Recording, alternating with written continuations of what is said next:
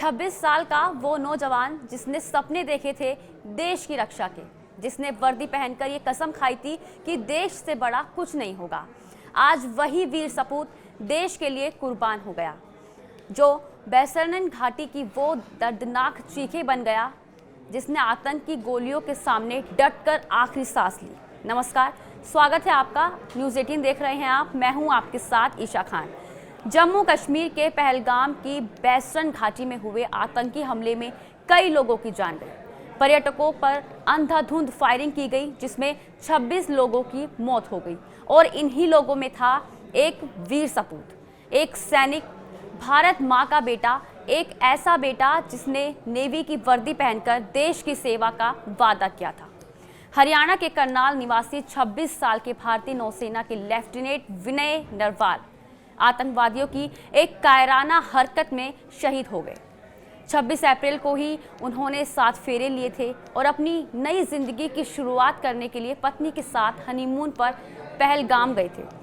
उनकी पत्नी की कांपती आवाज़ में सिर्फ एक वाक्य था, हम बस भेलपूरी खा रहे थे और फिर उसने मेरे पति को गोली मार दी। हमलावर ने सिर्फ ये पूछा कि क्या ये मुसलमान है और बिना जवाब का इंतजार किए लेफ्टिनेंट नरवाल को गोलियों से भून दिया। आज करनाल में मातम पसरा है। देश ने एक बहादुर बेटा खो दिया। परिवार को जैसे ही खबर मिली, कुछ सदस्य तुरंत श्रीनगर के लिए रवाना हो गए। 2 साल पहले ही विनय ने भारतीय नौसेना ज्वाइन की थी। एक युवा, बहादुर राष्ट्रभक्त और अब एक शहीद। इस हमले में आतंकवादियों ने नेवी ऑफिसर की छाती, गर्दन और बाह में गोली मारी। विनय ने अपनी पत्नी को तो बचा लिया, लेकिन खुद आतंकियों की गोली का शिकार हो गया। उनकी पत्नी एक तस्वीर जिसमें वे अपने पति के शव के पास बेबस बैठी है, सोशल मीडिया पर काफ़ी वायरल हो रहा है, जो हर देखने वाले की आंखें नम कर रही है।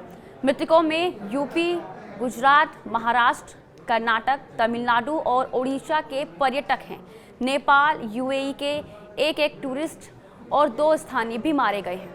एक भयावह आतंकी हमले में 26 पर्यटकों की जिंदगियां छीन ली गई, जिनमें 3 नवविवाहित जोड़े शामिल थे। करनाल के विनय नरवाल, कानपुर के शुभम द्विवेदी और छत्तीसगढ़ के दिनेश मिरानिया, ये जोड़े अपनी जिंदगी की शुरुआत करने हनीमून के खूबसूरत पलों को संजोए आए थे, लेकिन आतंकियों की गोलियों ने उनके सपनों को हमेशा के लिए खामोश कर दिया।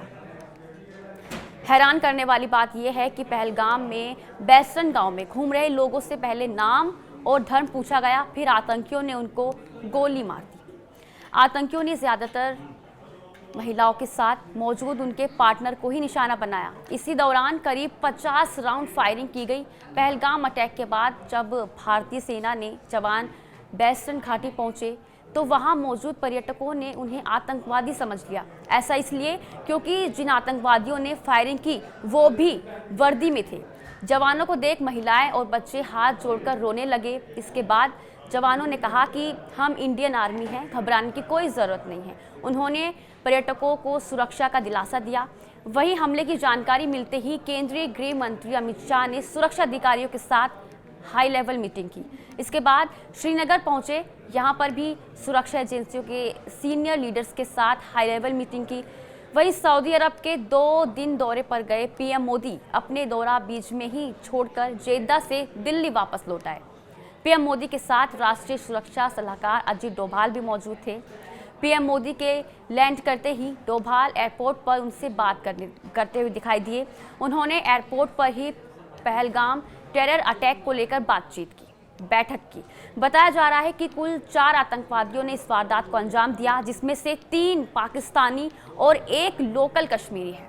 कांग्रेस पार्टी ने सरकार से कहा है कि वो उनके साथ है, आतंकवादियों पर कड़ी से कड़ी कार्रवाई की जाए।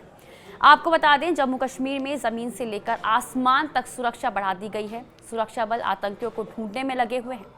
अभी के लिए फिलहाल इतना ही। आप देखते रहिए न्यूज़ 18। नमस्कार।